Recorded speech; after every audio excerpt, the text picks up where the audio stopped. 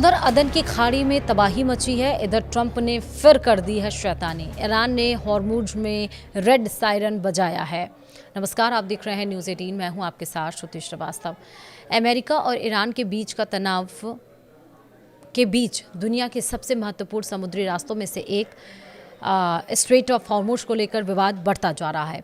अब तक युद्ध हो या फिर कोई और तनाव की स्थिति, कम से कम समुद्री रास्तों को कम ही छेड़ा जाता था। लेकिन जब से ईरान युद्ध में हॉर्मुज को हथियार बनाया गया है, तब से चाहे लाल सागर हो, काला सागर हो या अदन की खाड़ी, जहाज़ों पर हमले शुरू हो गए हैं।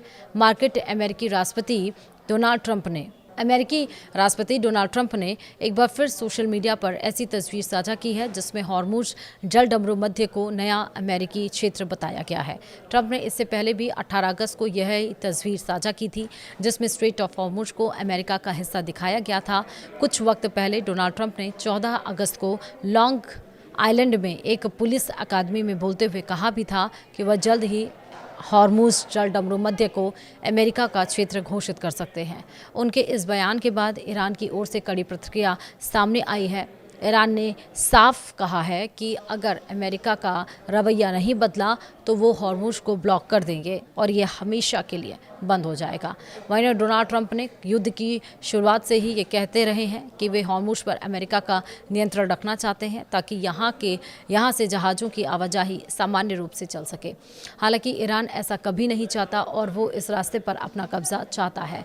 ट्रंप ने जब से ईरान से वार्ता बंद की है तब से वो कई बार ये दावा कर चुके हैं कि हॉर्मुज पर अमेरिका का नियंत्रण है और मैप शेयर करके इसे अपना हिस्सा भी दिखाते रहे हैं। ईरान ने हर बार इसका विरोध जताया है, लेकिन ट्रंप मानो उसे चिढ़ाने के लिए हर बार ऐसा कर रहे हैं।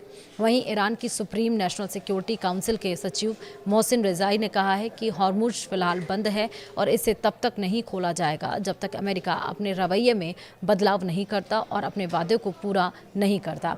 रिजाई के मुताबिक अगर अमेरिका अपनी नीतियों में बदलाव करता है और अपने कमिटमेंट को पूरा करता है तो स्थिति पर दोबारा विचार किया जा सकता है। आपको ये भी बता दें कि हॉर्मुज रणनीतिक रूप से बेहद महत्वपूर्ण है और दुनिया के ऊर्जा कारोबार का एक बड़ा हिस्सा इसी समुद्री मार्ग से होकर गुजरता है। ऐसे में किसी भी तरह का तनाव अंतर्राष्ट्रीय तेल और ऊर्जा बाजार को प्रभावित कर सकता है। ईरान के हॉर्मुज बंद होने के दावे के बावजूद पिछले कुछ दिनों में यहां से गुजरने वाले जहाज़ों की संख्या बढ़ी है। यूके मैरीटाइम ट्रेड ऑपरेशंस के आंकड़ों के मुताबिक पिछले हफ्ते करीब 200 जहाज हॉर्मुज से गुजरे।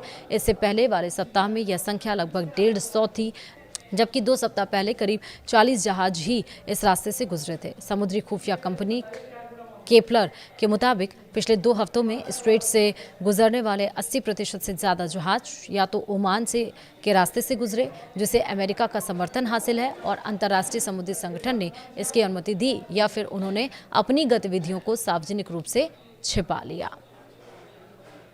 फिलहाल एक बार फिर से बदमाशी की गई है। स्ट्रेट ऑफ हॉर्मुज दुनिया का 20% जहां पर तेल आयात किया जाता है, और अब तो रिपोर्ट इस तरह से भी आ गई है, जैसे जेपी मॉर्गन की रिपोर्ट ये बता रही है कि आने वाले सालों में 2027 में पूरे विश्व में इन्फ्लेशन इतना ज़्यादा हाई हो जाएगा, इतनी भारी मंदी आएगी कि खाने पीने के जो दाम हैं वो भी आसमान छूते हुए नज़र आएंगे। क्योंकि तेल अगर महंगा होगा तो लाने और ले जाने में जो खर्च है वो बढ़ेगा, तेल से जो सामान बनते हैं वो महंगे होंगे और जिसका सीधा असर आम इंसान की पॉकेट पर पड़ेगा। फिलहाल वीडियो में इतना ही। नमस्कार।